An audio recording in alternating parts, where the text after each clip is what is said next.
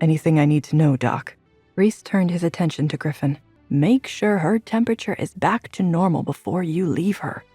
She will most likely sleep until morning, perhaps longer. Her body has a lot to recover from. Griffin left the room, and Rhys nervously turned toward the bed. Noah must have grabbed the first clothes that he saw, a pair of blue jeans and a stiff button-up shirt. Under normal circumstances, these would suffice, but Rhys knew his clothes would create an unwelcome barrier between his body heat and his little bunny. The things I do for you. He warmed her delicate hands and smooth legs and held her back close to his chest, willing his warmth to radiate into her. He stayed like this for hours. He burned for her to wake up so he could warm her more thoroughly. Her slow breathing almost lulled him to sleep himself, and it took all of his focus to ignore where he was and who he was with. You're safe now. When Rhys was sure she was calm, he tucked her in. The color had returned to her face. Rhys ran his fingers through her hair, grateful for the moment alone with her, without having to maintain an act.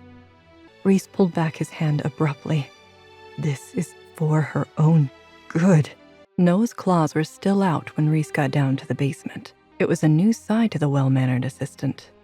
Little Bunny's attack broke him too. Rhys thought with a sad smile. Were you with her this whole time? Noah asked.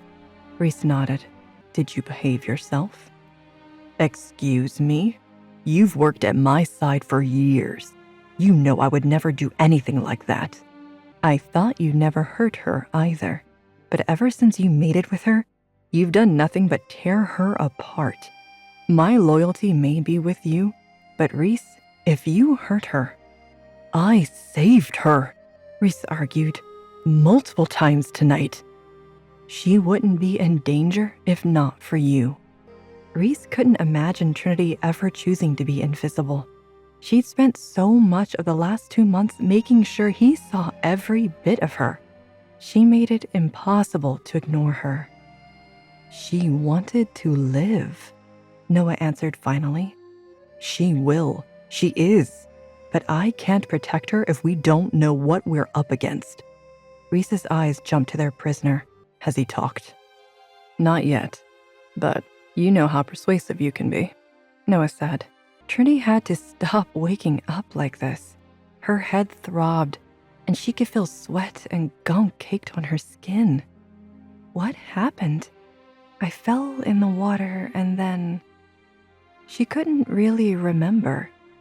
After that, it was just pain, then cold, then a steady heat around her until she drifted again.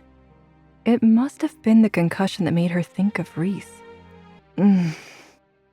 Trinity tried to shift in bed, but when she did, she smelled another wolf in the room. Her anxiety spiked before she could place it. Lyla, she thought in relief. She opened her eyes to find Lyla in the chair beside her bed. There you are, Lyla said with a gasp. I thought we might be swapping places. Trinity's face scrunched in confusion. What did that mean? I shouldn't joke just yet. You need time to wake up. Do you know how long you were out? Trinity's throat burned, but she croaked out her question. How long? Lyla winced at how bad Trinity sounded. She reached for the cup beside Trinity's bed and tipped it back on Trinity's lips. Small ice chips fell into Trinity's mouth to soothe her throat. You were out for 3 days. Reece barely left the house. Trinity scoffed. Yeah, right. Did mate bonds change in the last 7 years? He may not be good at showing it, but my boy has been terrified of losing you, and to a coma, just like he lost me. I'm up now, Trinity said.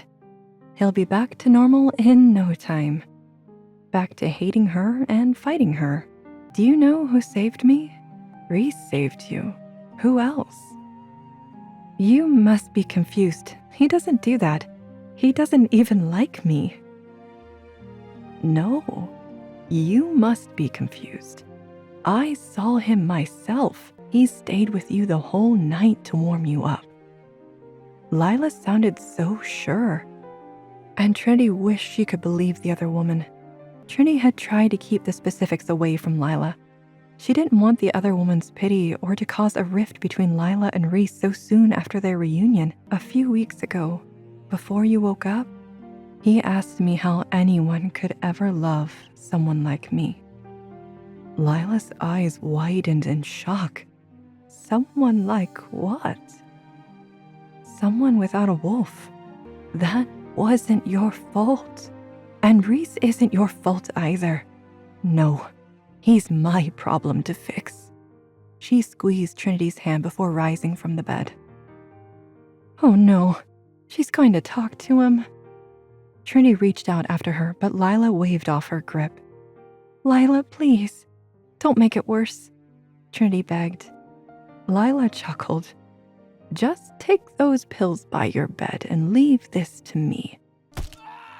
Reece sneered down at the prisoner. Aren't you sick of this? 3 days of breaking and healing, just to tell me why you're all working together.